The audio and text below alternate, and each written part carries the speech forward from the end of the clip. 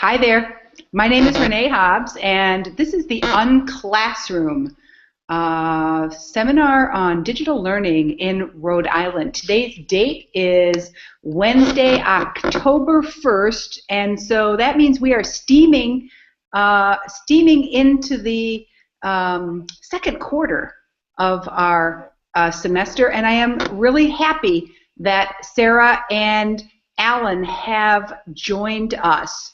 So how about if you give us a little highlights and lowlights of your life online since the last time I saw you, which was last week. Highlights and lowlights of your life online since last week. Professionally or personally? Yeah, professionally and personally. I had, a really challenging week. Yeah. Only because, okay, when it comes to computer technology, I have a TV upstairs in my room. I just moved, and I bought a HDMI cord to hook into my iPad, and I couldn't figure that out, even trying to Google the answers. And then also my son has an Xbox, and I've been trying to get him to connect live, and I couldn't do that. And then my phone was running slow, my iPhone, and I was like, that's it, I'm done with the iPhone. BlackBerry, I've had it. So I took a day off. I took a tech break for one whole day. And I came back being able to fix stuff. Wow, what a great story. I bet many people watching this live and watching this recording can sympathize with those kinds of technology snafus. I think it's a cool self-coping strategy that you realize you need to get away from it in order to come back and fix it. Alan, what were your highlights and lowlights in your professional and personal life online this week? Okay, well, in terms of professionally online, I work for the website hungryroadie.com/hungryhuskies.com. So I monitor their website about 4 hours every day, just making sure the orders go through. We do that in shifts. So I do a lot online professionally right now. Other than that, I thought that was cool. I do that sometimes too. I shut off for a day. I plug out. Like, I love it when my phone's off sometimes. I think that's pretty cool. Just like take a little digital vacation once in a while, and just kind of get off the grid. I enjoy doing that. Other than that, yeah, that's pretty much it. Cool. So the idea of a digital vacation is kind of important if part of your job is monitoring and tracking, like you say, to make sure the orders go through. That is the job. So sometimes a digital vacation is a good thing. Definitely. My wrist gets sore from all the typing. I had a really great day today because I had two really unique experiences. Well, one really unique experience that I've never had before, and it exceeded my expectations. I came in. I think the reason why I'm such an optimist in life is I come in with very low expectations, so I'm happy if almost anything turns out, because I just had such very low expectations to begin with. Today I participated in a virtual conference that was hosted by a magazine called School Library Journal, and they're the largest publisher of magazine resources for school librarians and academic librarians and people in the library education world. 6,000 people registered for this online conference, and what that meant was that people sat at their computers and interacted with each other and listened to speakers who were using a series of PowerPoints, and there was like a phone bridge. We used a phone bridge to communicate, and I got 10 minutes to present, or maybe 15 minutes to present. And what I was thrilled about, or why it exceeded my expectations, was that I was thinking, oh my God, I got 15 minutes to present. It's going to be like one presentation after the other. How much interaction and engagement is there going to be? And what happened was that people used the Twitter space to have a real conversation about the ideas that were being presented. And so I just basically had two windows open for the day. I'm kind of watching the conference in this window, and then I'm participating and watching the Twitter stream here.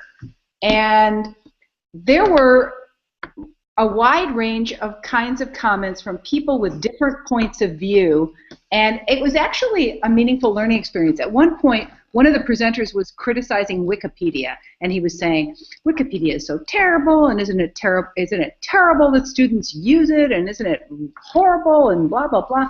And as he's talking about that, in the Twitter channel, using the hashtag TDS14, there's a whole bunch of conference participants who are going, that's bullshit. Wikipedia is actually a valuable resource, and when you don't know shit about a topic, that's a good place to start. Right? Yeah, right. That's great. And I thought, isn't that healthy, right? That they're having this real conversation. It felt really authentic, and I met people as the day went on. I found some people said things that I tended to agree with. So I would like write to them and say, that's a good point. And like by the end of the day, like I was saying to Alan before we started, I made 25 new friends today. Wow. That's cool. I saw that on Twitter. I thought it was cool you were sticking up for Wikipedia. Teachers, awesome. I got to meet Jimmy Wales, so I'm a fan now, because you meet that guy and it's like he made Wikipedia. He's awesome. Who is that? The guy that made Wikipedia? Yeah, he's the founder. Wow. Yeah, he's the founder. So he's a pretty cool guy. Okay, so we've kind of reviewed our digital, our personal and professional digital life online. Let's do a little screen share and talk about what we're going to talk about tonight, because tonight I think is going to be kind of a fun night. And certainly for those of you who are watching us not live, tonight is a really important night for us to kind of get organized about the big deliverables that are due at the end, by the end of this month. And in case you're wondering, that's a word, that word deliverables is not always a word that students know, but it's a word that's really big. You guys, are you familiar with that term, Sarah or Alan, a deliverable? What's a deliverable? I've had to do your classes. Deliverable, I think it's kind of parallel to expectations as well. Like, you set expectations of what we're supposed to do in our assignment, and when we do our deliverables, where we deliver the presentation to you, some of those things in your criteria should be in there. Yeah, it's a very nice way to think about it. In the world of school, we call it assignments, right? Business world, in the work world, assignments are called deliverables. If you have a contract, a $40,000 contract with a client, you're going to get that $40,000 contract because you're going to say, I'm going to give you 3 deliverables, right? The first deliverable will come in January, the second deliverable will come in July, the third, whatever. And so deliverables are essentially products that you complete as part of your work, as part of being a knowledge worker. So deliverables are huge, and you guys have 3 more deliverables. You got one out of the way, and tonight at about midnight you're going to get my reflective essay feedback for you, so that one will be done. And then you'll have 3 more. You'll have 1 reflective essay at the end of the, let me just illustrate this. While I'm doing this, I should show this to you, right? So you have 2 reflective essays. 1 you just completed and you're going to get some feedback on tonight. 1's due on December 3rd. So you're 1 down.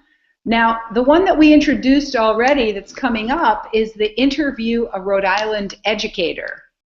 And you can see a little bit here that you're going to create a 3-minute video that describes a Rhode Island educator who's developing digital learning in a school or library context. Last week we gave you the names of some people to interview, and lots of you have begun the process of learning about these people. So I see that Jordan... Renee, it looks slanted. Can you see that? It's supposed to be slanted. Not really, it's slanted. Can you see it, Alan? See the interview, like, does it look slanted? Nope. Does it look slanted? Let me see what I can do here. Because that makes... We're supposed to be reading it with you, right? Oh. Yeah, actually all I did was I went back to the So let me go back. I went too fast, didn't I? Yeah, let me see if I can enlarge the screen and see if that works. Does that get better if I enlarge it? Sort of? I can see it. Not so sort of? Okay, cool. Oh, I can see it, but it's slanted, but that's fine. Yeah. I see what you mean, though. I'm going to see if I can angle it up so that you see more of the screen. I don't know why it's not letting me do that. That's weird. I'm going to make it a little bigger, see if that happens. That doesn't help either. Oh, that's perfect. Is that a little bit better? Perfect. Yeah. So basically, you're going to create this 3-minute video we have 20 names up there. You've picked somebody, you started to learn about them, you started to develop some questions about them, and you're going to basically create 2 things. You're going to, for next week, you're going to write a blog about them. So you're going to gather information, you might do a phone interview, you're going to blog about them to figure out what is the story. And then you're going to produce a YouTube video that features them. The criteria that I'm going to use to evaluate your product is right here. So I'm going to grade your product based on these qualities. But one thing I think is likely the case is that often students have some anxieties about reaching out to people they don't already know. Let's just talk a little bit about that. Let's put up our fingers. On a finger scale where 5 is a lot of anxiety about contacting somebody you don't already know by telephone or by email, and 1 is no. What's your level of anxiety about engaging with somebody you don't already know? How many fingers are you putting up? 3.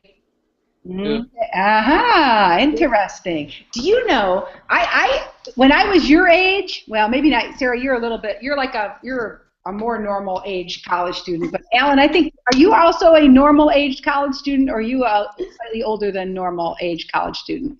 A little bit older, I'm 24. Okay, cool. Yeah, I was 25 years old before I had the courage to pick up the telephone and call somebody I didn't know.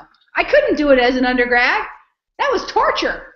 Right. The only anxiety I have is that it has to be done within this week time period? Yeah. Okay. That's right. And it's just the first phone call, so it doesn't have to be a whole lot of heavy lifting, but you have to get some kind of information. So this idea that you're gathering information from somebody you don't already know can be anxiety producing. So how about we do a mock interview, okay? I'll be the educator, and the 2 of you, Sarah and Alan, you guys do the phone interview, okay?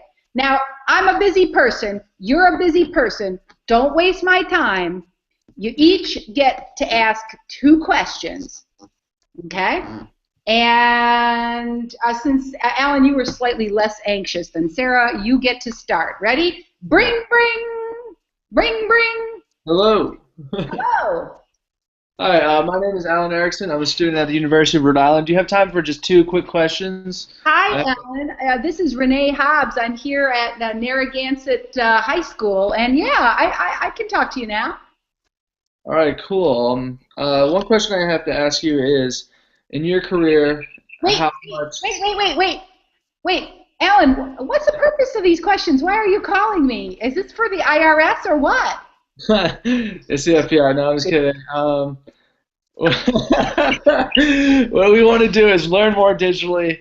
Hold on. Let me rephrase this. I was hoping I'm part of this class at the University of Rhode Island called digital learning, and I'm trying to get a better sense of how much digital learning has progressed in your career. So I just have to interview a Rhode Island educator. Okay, so one question I have to ask you is, in your career, how much has digital learning changed? I bet a lot at the beginning you weren't using computers, but now I bet you use computers all the time. Oh, yeah, my first experience using a computer was in university. It was punch cards, and I remember the first time I ran a word processor, that was like a big deal. So I've seen a lot of changes over the last 35 years in how we use computers and technology in education. Do you have another question for me, Sarah? Yeah. Both on a personal level and a professional level. Are you Mac or PC, and which do you prefer? Wow. I love it. I am Mac all the way. What a great question. I mean, it's interesting about that, how those loyalties are serious, aren't they? They really are. Around platform, people are loyal. So I'm a loyal Mac user, and I could give you 100 million reasons why it's the best. Yeah. Once I went Mac, I never went back. Yeah. Good. So we're part of the same club. All right, Sarah, you get 2 questions to ask me. We're on the phone. I'm a busy man. I'm a busy woman. And, yeah, what do you want to ask me that's going to help you write a blog essay?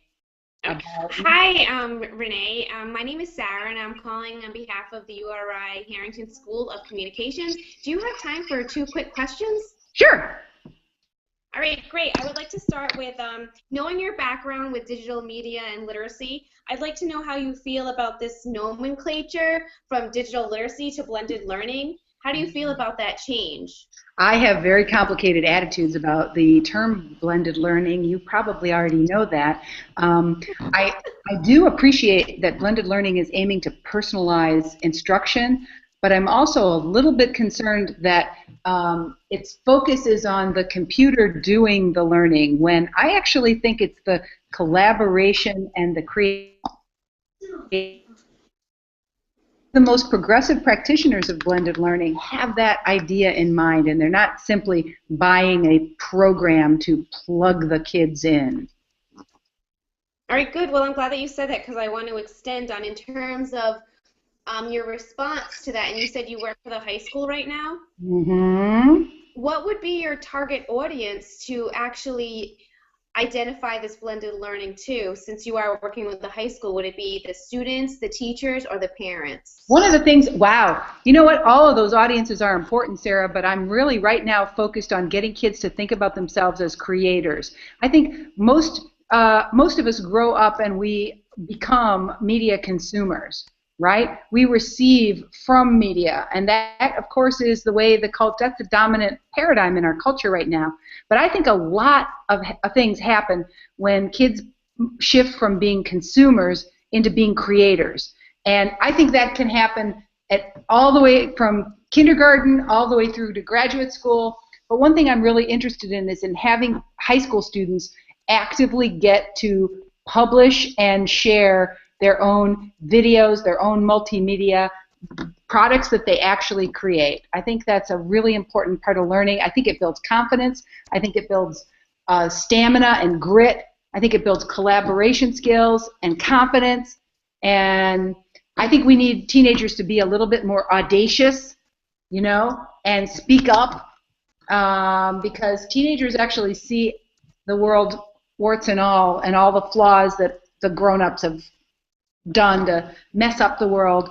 I think giving teenagers a more powerful voice could be really good for society right now. Wow, I agree with that totally. That's a really awesome. Yeah. I do too. Now, so one of the things I want to give you guys both compliments on is that you asked questions that created a feeling of trust and respect. You asked a playful, warm question about my own personal history. That warmed me up right away, Alan, right? That's an important way to start so that we get some common ground, some trust. You asked me about my history. That makes me feel more warm and trusting. And you asked me about my tech preferences, and that's one of those things, in this week's reading in chapter 4, Reingold says that one of the best ways to create community is to use chit-chat, that informal conversations about stuff that's not that controversial actually creates the kind of trust and respect that enable people to be more authentic with each other. So, Alan, I think you set that up beautifully in your 2 questions, because I felt warm and trusting, which allowed me to take more risks in the hard questions that Sarah asked about my political ideas about blended learning and my sense of whether we should focus on children or parents, and my points about kid voice. So I actually think the challenge you guys faced in that interview is, well, how are you going to record all those pearls of wisdom that I dropped on you, right? So that you could get it into a blog with credibility, right? I think that's one of the reasons why you might want to consider recording the interview. Because like this thing that we're doing right now, it's all recorded. So you want to go back and pull some quotes from what I said, you can. But if do we have to tell them? How are you going to capture those ideas while you're trying to think on your feet and write at the same time? That's going to be the biggest challenge that the students in Com 410 are going to have to sort through to get a good quality interview. Do we tell them at the beginning of the interview that the conversation will be recorded? If you audio record someone, by law, you must inform them and ask their permission before you begin. That's actually legally required, so it's good courtesy. I think it's also important for them to have an understanding that you're doing this as part of a course assignment. So Sarah, you said something like, I'm calling from the Harrington School, and I'm like, okay. Well, yeah, technically, but you're in trouble. You are usurping a little authority there, right? You're assignment. Okay, got it. Com 410, and you're doing this for an assignment, and you can say, our client is Dr. Deborah Gist, and we're developing a public awareness campaign for digital learning. That's accurate. But don't say you're working for the Harrington School. Don't speak on behalf of the Harrington School, because it's a class assignment.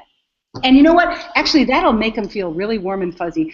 There's nothing that educators love more than helping young adults with their homework. Oh, I got the tip right here with a star. I actually think that one of the things that's awesome about this assignment is you really have a two-step opportunity. For next week, you need just enough information from that educator to write a decent little blog post that shows that you're learning who they are, what they care about, and why their ideas matter. Then the next step is you're going to follow up, right? How can you do a video, a creative video that's 3 minutes long that features them, right? And it could be as simple as what we're doing right now. You could do a Google Hangout with your interview subject, and it would come out great. Right? But you may come up with other creative ideas as well. What questions do you have about this assignment before we move on? Go, Alan. You can go. Do you personally know all the people that were on that list of people to potentially interview? Yep, and they all know me. So Cool. Name drop away. Cool. Okay, so that's my question. Alan, I'm really glad you're asking that question because I am kind of like setting you guys up for success, right? So if you don't have to choose one of the 20 people on this list, you can find somebody else if you want, but I can pretty much guarantee you that if you pick one of the 20 people on this list, you're going to have an amazing interview because these people are doing stuff that's awesome. So that's my want you to be successful, and these folks are doing cool things, and they'll take your phone call because they know me. Cool. That's my question, Renee. Is Karen Sapala? I indirectly asked her a question in something I've done previously with you. Mm-hmm. Should I just identify myself as a student with Com 410, or say that my son attends the elementary school? I think in this case, the more she understands that this is a graded assignment, okay, and that's what I figured. Okay, part of the campaign, you do have a certain status as the parent. You're right about that, right? She's the superintendent. She's working for you, right? You're the parent in the district. She's working for you. But I think in this case, she'll be more. She'll understand the purpose better. Sometimes if a parent comes up and starts asking questions about this, it can make a superintendent kind of defensive, right? I'll just say so assignment, etc. Perfect. From this point of view of this class, she'll be more sympathetic, right? Okay, cool. So what other questions do you have about this Interview a Rhode Island Educator project? If by chance I can't get in touch with one of the people on the list, can I use my aunt as a backup? Absolutely. Obviously the rule of getting through college is always have a plan B, right? So yes, if you have to have a plan B, have a plan B, right? And absolutely that's a strategy that gets us all through life, right? Okay. Like with Sarah's technology snafus, right? So if we don't get them via phone call, like if we still want to catch the same person, can we send them an email? Oh yeah. In fact, an interesting thing is if a person sends you information with an email, you have a easier time to quote them, don't you? Right? Okay. It's just that people often aren't as, I mean, some people are. Some people will give you lots of good information on email. It just depends on the person, right? Sometimes. Okay. So that's sometimes. Yeah. So my suggestion is start on it now. Build yourself a little bit of rope. Don't wait till the last minute to get it done, right? Okay, so let's talk a little bit about about what we're going to do tonight, and then we'll kind of work our way. Okay, so I did want to review and comment on student work from last week, because you guys did some good work for me last week, and I want to talk a little bit about that. So I'm now going to last week's class. You guys kind of remember that. From last week, we got to meet Kira and think about strategy. I really appreciate that you guys dug into Rheingold's chapter 4. Many of you identified. Are you guys seeing the screen now that I'm sharing? Okay, cool. Many of you guys identified some key ideas from this chapter. I'll tell you that the things I noticed that you did address were Carly identifies these 4 characteristics of collaboration: networking, coordination, cooperation, and collaboration. And I love how Rheingold differentiates between those. He's literally saying that we have to be metacognitive about the way we socially interact with each other, because the new digital media environment is so intensely social that we just have to be more metacognitive about how we interact socially. And I think, Carly, you're identifying those 4 key concepts and knowing the differences between them is really important. I was really pleased to see that Meg addresses this tension that happens in the inevitable conflict between self-interest and working collaboratively. You know, we've all worked in situations where there was a high trust environment, where our relationships are effortless, where we feel cared for, where we feel respected. And we've also worked in low trust situations where we don't feel trusted, where we don't feel respected, and where we feel more intensely the conflict between our personal needs and the needs of others. And I feel like Rheingold has a lot to say about how these tensions and conflicts can play out in the online space. And he gives what I think is an amazing set of wise advice on how to be an effective communicator. And so I paid a lot of attention to his advice, because I think I could be doing some of these things better than I'm actually doing. And what I did notice is that most of you in this particular Padlet Wall didn't address the good advice that Rheingold gives in this chapter. And so I'd invite you to make sure that you're familiar with that wise advice that he gives. Now, you guys also did a Padlet Wall looking at the Digital Learning Now report card, right? Where Jeb Bush, the governor of Florida, has some ideas about how schools need to change. And Alan, I was really pleased to see you use the good evidence here on a quality that Jeb Bush from Florida thinks is a good thing. You notice Rhode Island has no restrictions limiting class size for digital learning environments, no restrictions on student enrollment, and students may enroll in an unlimited number of online courses.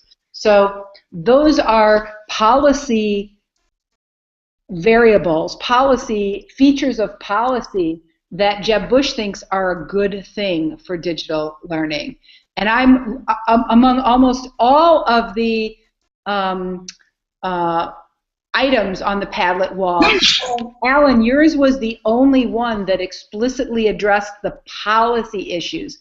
And that represents good critical reading on your part, because that was really the main idea of that document, was to address those policy issues. So thank you for bringing that perspective into the work. And what's interesting is the policies. Sorry, Sarah, go right ahead. Well, when you listen to Kara Keynes after you read the Rhode Island one, you see her, she talks about policy as well and how hard it is to campaign for someone who works for the state because of the restrictions with policy. Right, exactly right. And that's partly why lots of parents and educators aren't really aware of how important policy is in shaping what can happen in schools or what can't happen in schools. And that's something I think we might want to educate parents about, right? That might be a topic. So one of the things that I really loved about your Flipgrid was you really tried to take seriously those two educators who were doing a high school lesson on how sports reflects and shapes society. And even though you were just encountering a little bit of their work, you did make a good effort to try to think about how they're approaching the task. And I also appreciated your good effort to generate a question to ask them, because we're really going to be practicing our interviewing skills as we move into this next phase of the course. So all in all, I was pleased to see the progress that you're making, and I also finally appreciated that you are starting the brainstorming process of how we should think about the campaign. So Allegra says we have to focus on college students, right? Brianna says we could actually develop some communication messages to focus on high school students, right?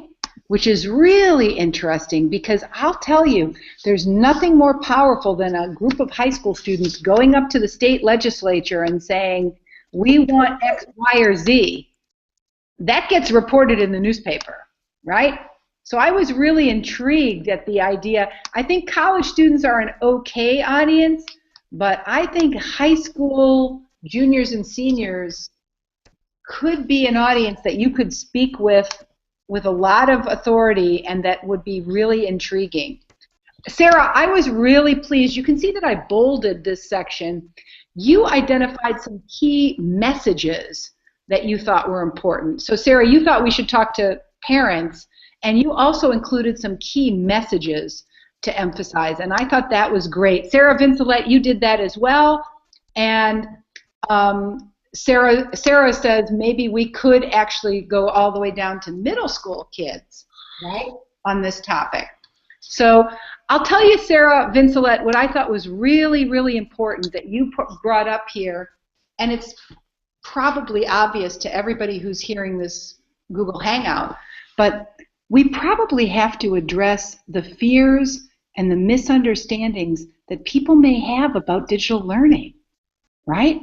And we probably, instead of pretending that those don't exist, we probably need to figure out what they are and handle it.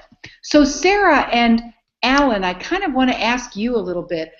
Do you think there are any myths or fears or anxieties that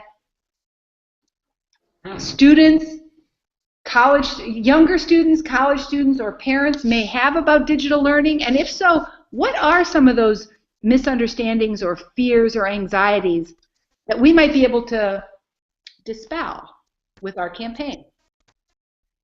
I'd say one of the major fears is just kind of maybe the lack of, there's not a lack of human interaction, but there's a lack of interpersonal human reaction. I mean, we are communicating clearly over the internet right now, but I think the only fear really is the lack of, human contact.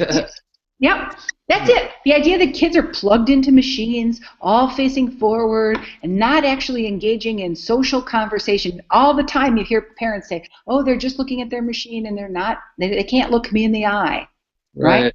So I agree, that's a huge, whatever we can do to clear away that misunderstanding could be important. Sarah, do you think there are any misunderstandings or fears or anxieties that we can tackle? First, to express that this wouldn't be a leisure type thing in the classroom. It's strictly educational, because I think a lot of the fears are tied to that leisure, because when technology first came out, it was a leisure entertainment type thing. And at home, I know I get frustrated with my son. I'm like, oh my God, shut it off. You know, you've been attached to it. Detach from this. You know, or we want to send the right signal, not the wrong signal. What a great point. I think it's a natural fear that parents and adults have that if there is digital tools and technologies in schools, it'll be used for like playing World of Warcraft or basically goofing around, checking your Facebook, and not productive. And there's a little bit of truth to that too, isn't there? Right? So that is a complicated issue to dispel because play and learning are gonna combine, right, in this way. So both of you have identified really important fears and anxieties and misunderstandings that could be important for us to tackle in this campaign. So thanks for sharing that. All right, I'm going to go back to the main page because now I've given you some feedback about the work that you did last week. I want to take a look at this 2-minute video. It's called Blended Learning, Real Teaching. Now, it's only a 2-minute video, and so I'm going to ask you to watch it, and we'll watch it like you'll watch it on your own. Well, actually, no, we can play it from here. It's only 2 minutes. What I'd like you to do is I'd like you to look at what are the features of school success stories. This little 2-minute video is what I would call a success story. And we're going to try to watch it by looking at what are its features. It's only 2 minutes long, so it's going to have a whole bunch of elements kind of packed together. As you watch, see if you can pay attention to what are the features of this genre, the school success story. Okay, are you ready? Let's watch.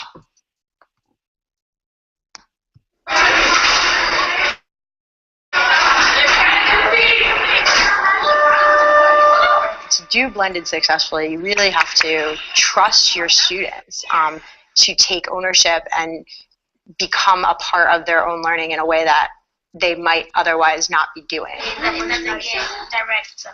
I started blended over a year ago, and I got into it because I was starting to feel like I was teaching my kids science really well, but I wasn't really teaching them to be great students and great learners. With blended, though, I can go up to kids and I can really know, are they getting what they need to get out of this? And then those kids that are, I can push them further and I can dive deeper into something with them. They were performing on standardized tests as well and really learning that content. And for me, that just really made me stop and think, oh, this is something, we're onto something here. And everybody was like, can I hold him? A traditional program, it like takes longer and it's to tell you the truth, it's kind of boring. But the advantages of having them blended is that you can get half your work done in the computer, and it's like fun to use a computer for your class. Man, that part is that I don't find the traditional part boring anymore because like I know all the stuff. It's just really freed me up as a teacher in my instruction, and I've gotten to know my kids so much better than I ever had in the past. I can tell you not only what they know in science, but I can tell you what are their strengths and weaknesses in literacy. I feel like I'm really teaching my kids. I don't feel like I'm teaching science anymore. I feel like I teach students. Wow. Okay, so let's see. What did you notice were the features of that 2-minute video success story? What features did you notice? What were the elements of how that thing was put together? I just remember the kids complaining about how a traditional class was slow. Okay, so in other words, it did feature a kid comparing the old way of learning to the new way of learning, right? So the kid actually is saying, I like the new way better. That's a very typical feature of a school success story where the kid actually says, I like this better than the way we used to do it. What else is a typical feature or feature of this video that makes it a success story video? I put trust. Explain. Okay, I put down a lot of things, but I had they're great learners. She was able to do one-on-one, and she said instead of just teaching them, she was learning with them. She was connecting with her students, and then the fact that the student even expressed to her that it was boring was him trusting her enough to tell her that. No, interesting point. In a way, it seems like the focus on the personal relationship between the student and the teacher seems designed to counteract that myth that Alan was telling us about just a few minutes ago, right? That kids would be plugged into computers and not have any social contact.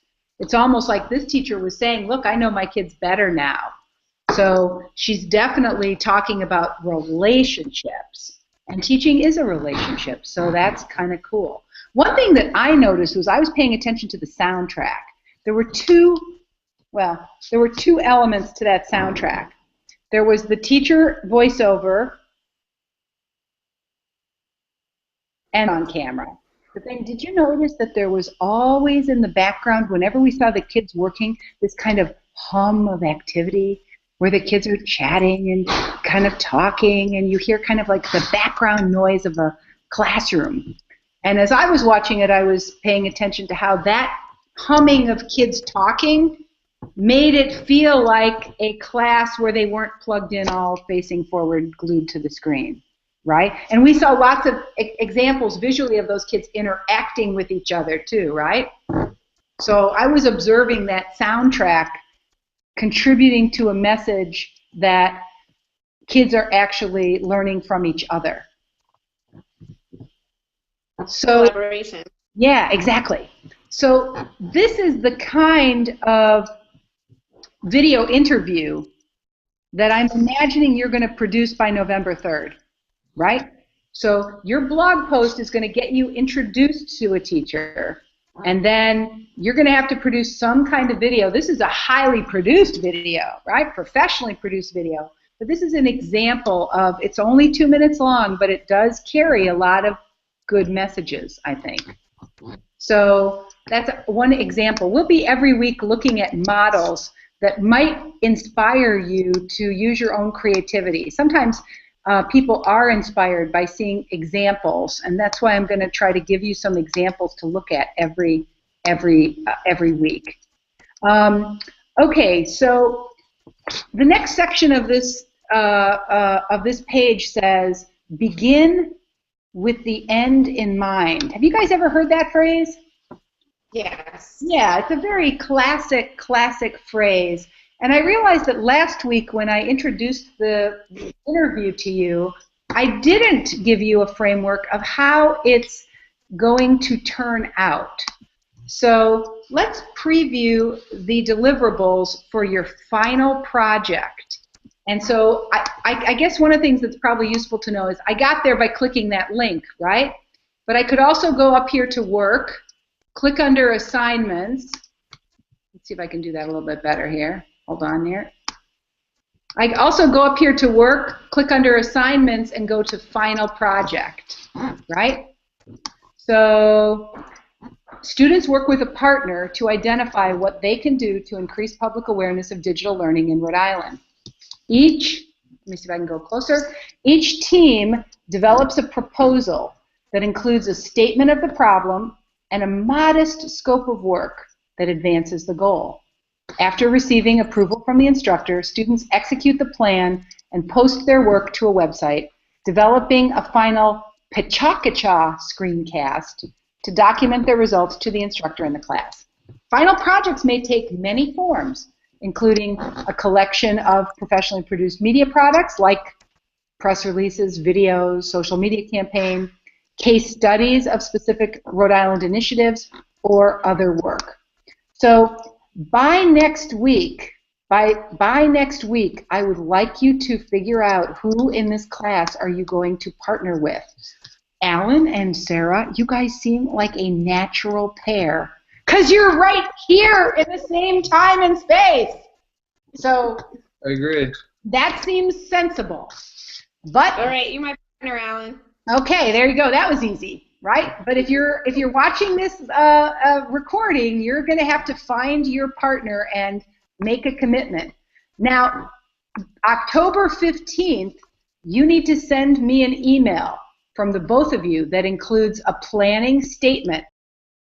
These elements: your target audience, your key messages, your featured educator, student, or schools, what media of communication you're going to use, the potential project elements, the anticipated roles and responsibilities of each of you as partners. It's a first draft of a plan, and I'll respond to it and give you some feedback and give you some ideas, and then you'll be off to the races. Now, at the end come these two deliverables. These two deliverables are worth 400 points or 40% of your class grade. On November 19th, you will share an Ignite presentation. This is going to be a collaborative presentation. Sarah and Alan, you will do a collaborative Pachakacha. It's a 6-minute YouTube video, and that's 20 slides, 20 seconds per slide, so it's a fast overview of your project. And then your actual project isn't due till December 10th. So in a way, your November 19th presentation is like, it's like a pre-writing. It's like you're almost, you're making, you haven't done, it's not quite done yet, but you have a pretty good plan.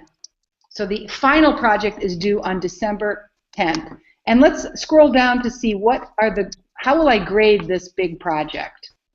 I'll grade this project by asking myself 3 questions.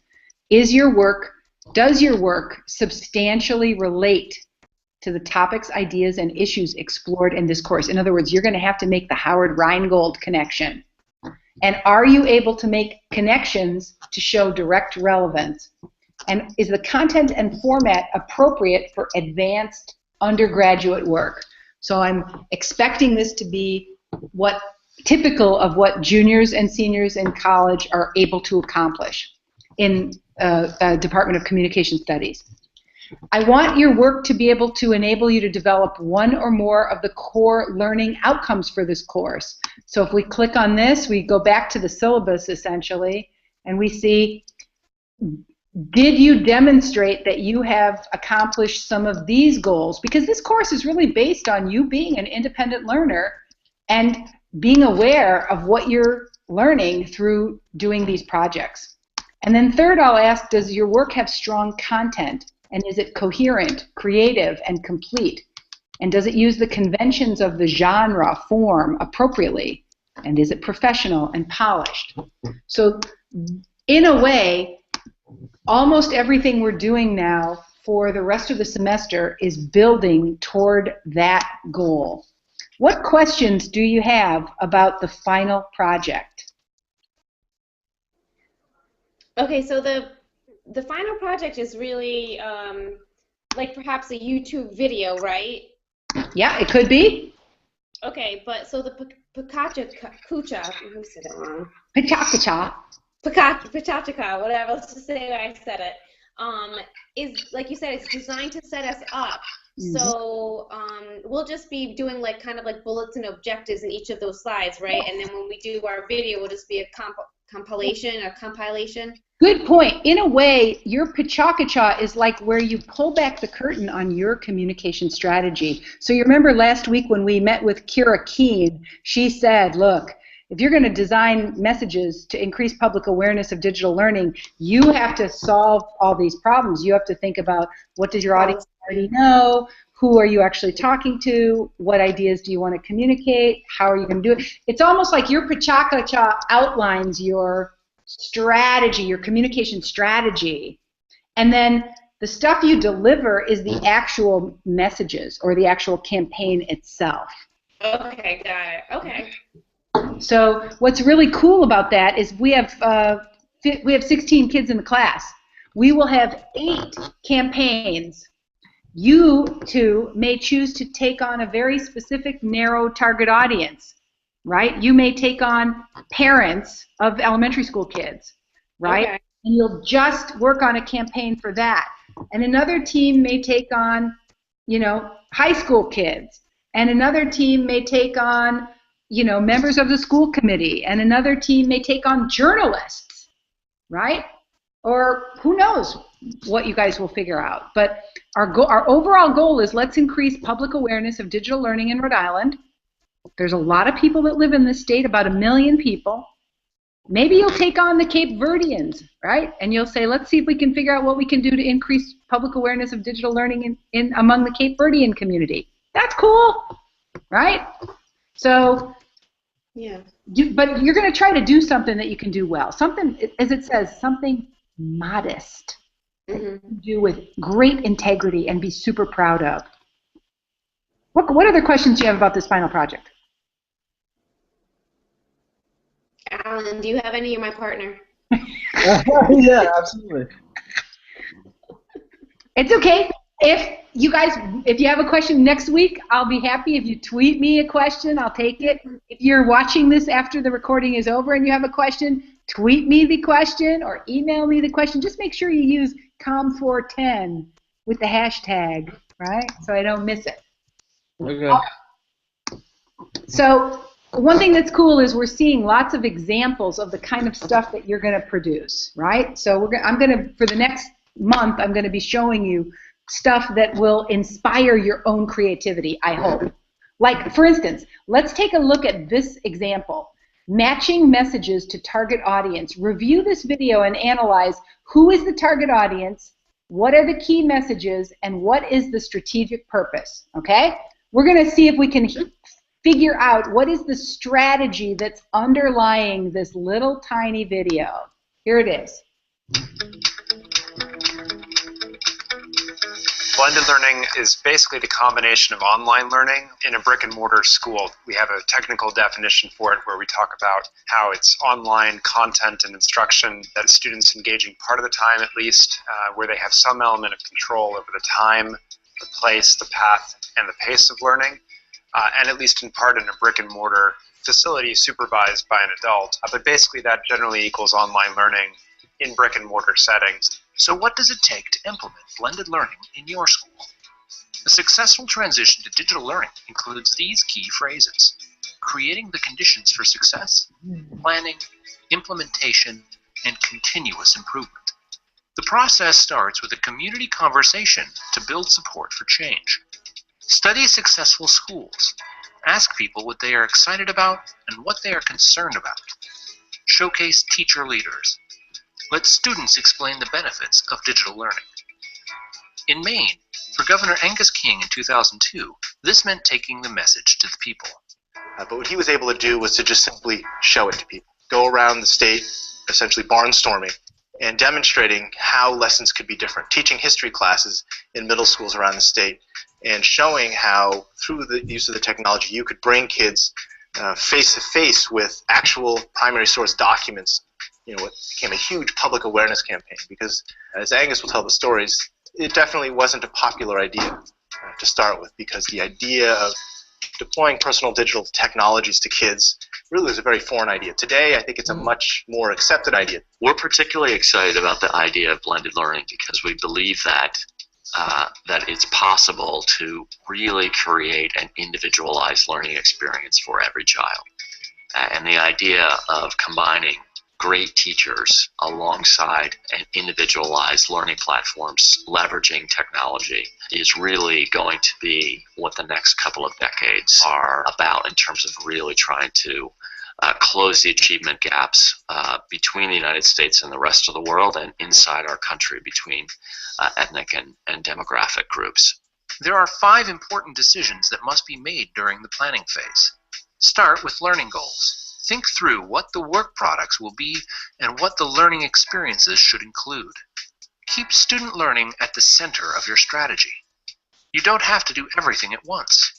Consider phasing changes in over 3 years, or look for potential pilot programs like in Reynoldsburg, Ohio.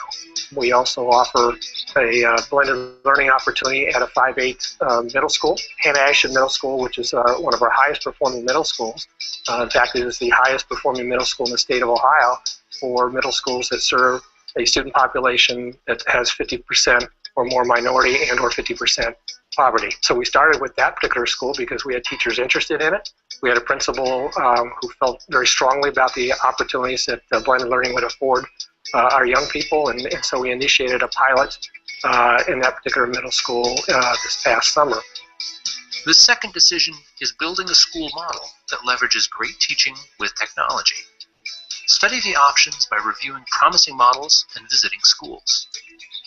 The third decision is choosing digital content and a learning platform.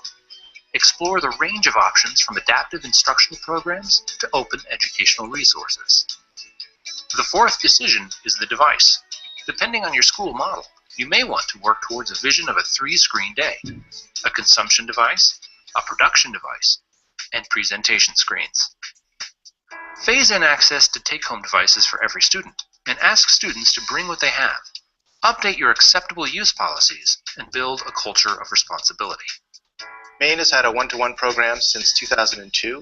We've been able to provide teacher training to teachers, leadership training to our school administrators, technical training to our technicians, and of course, really empowering kids and teachers to change the way classrooms are held and the way learning is done in the state of Maine. So today's kids are able to access primary resources through the internet, visit places they couldn't usually visit because they're in Maine and not somewhere else. The fifth critical decision is staffing and professional development. The entire process should leverage teacher leadership. Kick off the planning process by highlighting what innovative teachers are doing. By the end of the planning process, every teacher should be part of a learning team and should have an individual development plan. After creating conditions for success and the 5 planning decisions, it's time to implement, then measure, learn, and improve.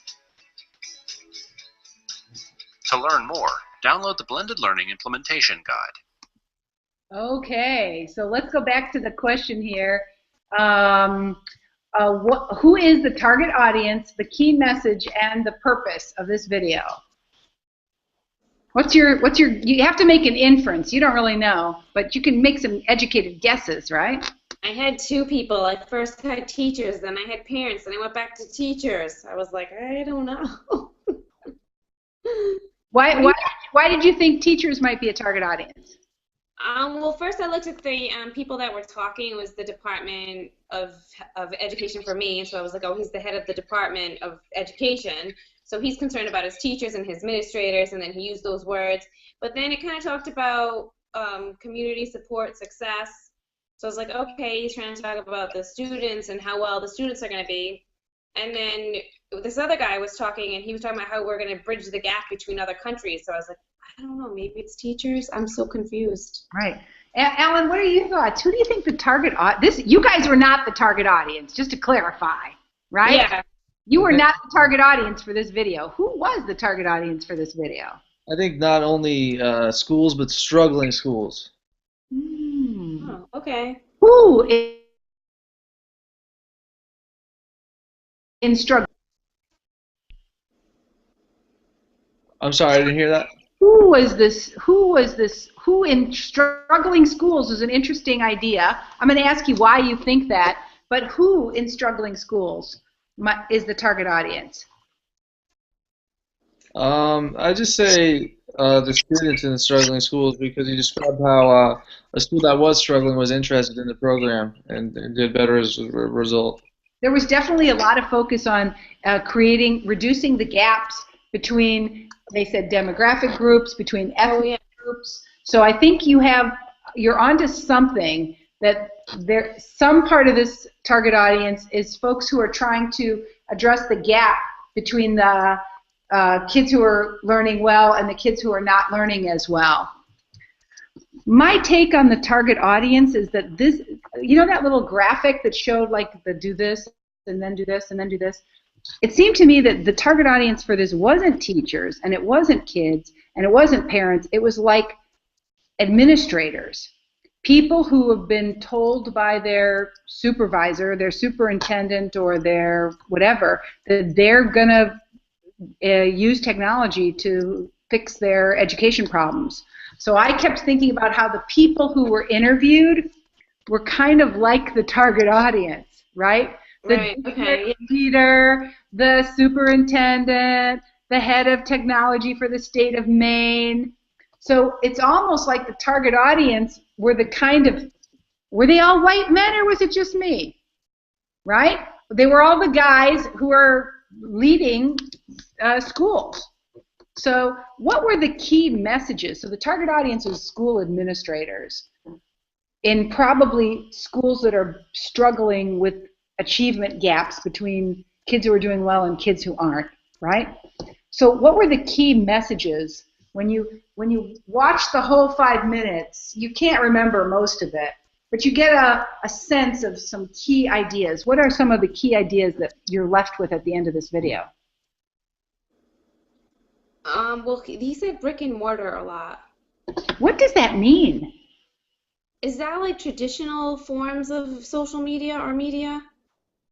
Yeah, it's interesting around how brick and mortar is meant to describe the physical location of a school, as opposed to like what we're doing right now. We got no brick and mortar going on here. I'm sitting in my house with my scotch and soda right here, you know? And you guys are sitting in your house. There's no brick and mortar. We're not in a classroom. Right. Online learning doesn't have any classroom brick and mortar, but blended learning does, right? Blended learning has some online parts and then some stuff where you're in the building. So that was a key message, Sarah. The key message was blended learning is virtual, like what we're doing now, and have a physical building. That's a key message. Any other key messages that you observed in this video?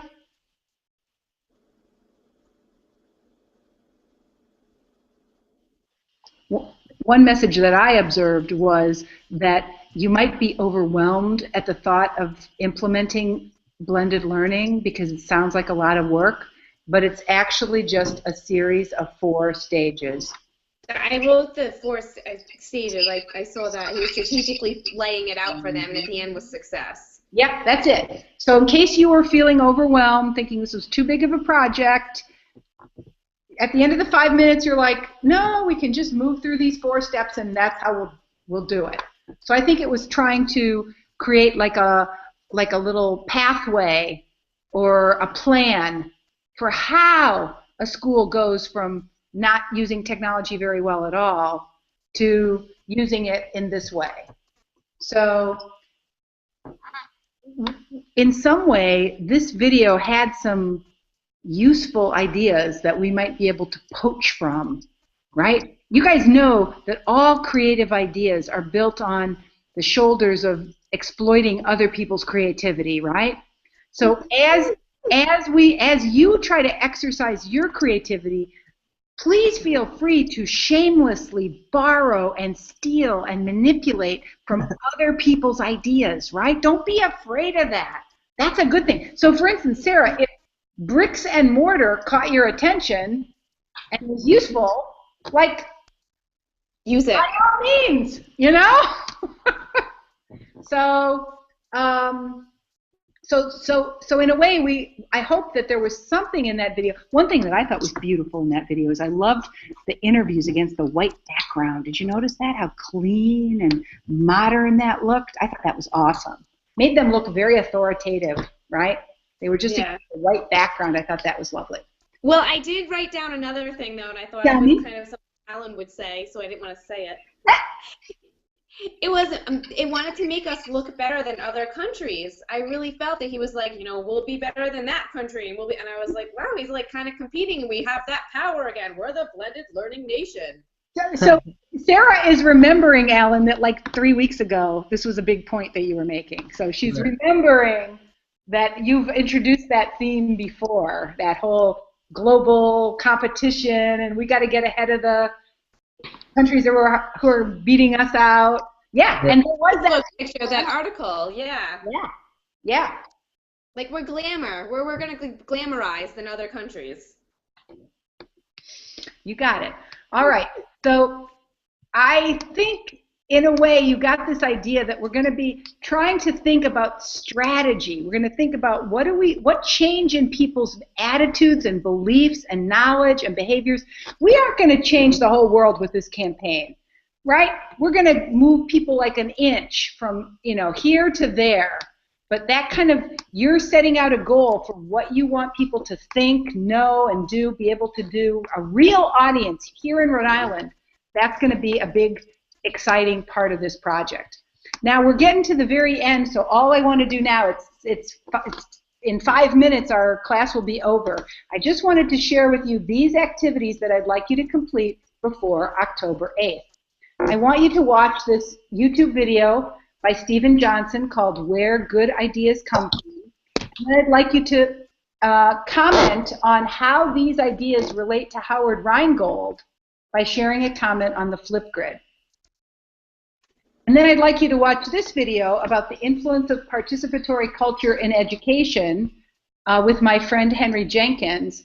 And what I'd like you to do is think about how his ideas about participatory culture are similar to and different from the concept of blended learning. In fact, to tell you the truth, I think if they got in a room together, they might have a fist fight. Okay? I think there are a lot of similarities, but I think there are a lot of differences. So use this Padlet Wall and see if you can identify. These guys might agree on a few things, and they might disagree on a few other things. So what are their key ideas for blended learning? What are their key ideas for participatory culture in education? What do they agree with, and what do they disagree with? So see if you can think through how these ideas are related but different, and that will help us, I think, a little bit. We're steaming forward with our reading of Rheingold. With the chapter is chapter 5 and 6. It's called Why Networks Matter. That's chapter 5. And then a really cool chapter, chapter 6, which is really the last chapter of the book. It's called How Using the Web Mindfully Can Make You Smarter, right? And so do read that. Remember, these are the 2 deliverables that are due next week.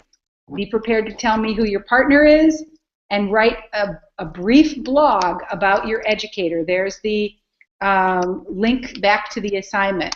What questions do you have before I let you go?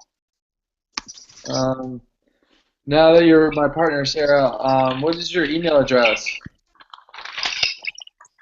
Okay, well. Okay, here's what we'll do. Let's do that. I'm going to sign off, and then you guys can stay online. Let me stop the broadcast because Sarah might not want to be sharing her email address with the entire universe of my YouTube, my 400,000 followers on YouTube. I'll just Twitter him. That's what I figured. Perfect. I'll just find tweet him. All right, I'm going to sign off. My name is Renee Hobbs. This is Com 410, UnClassroom in Digital Learning for Rhode Island. Tonight, like you guys were having a private tutorial. This is awesome. Alan, the amazing, Sarah, the spectacular, and moi. Kisses to those of you who missed us live, and we'll see you next Wednesday. Bye. All right, bye.